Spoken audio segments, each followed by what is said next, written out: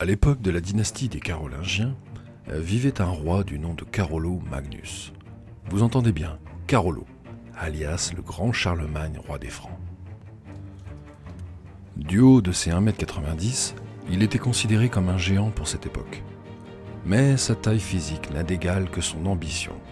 Et en 768, à l'âge de 26 ans seulement, son couronnement lui offrira l'espoir de reconstituer l'Empire romain d'Occident.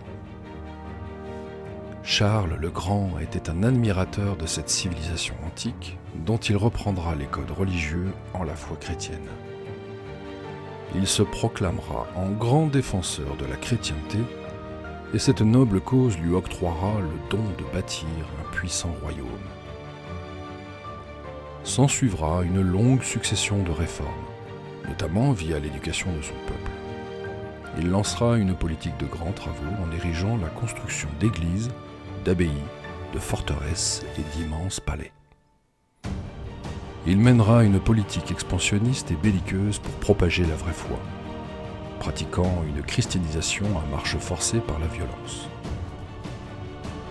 Il massacrera et réduira bon nombre de peuples en esclavage, et notamment les Saxons dont le chef Widukind finira par se convertir au christianisme pour sauver son propre peuple d'une mort certaine.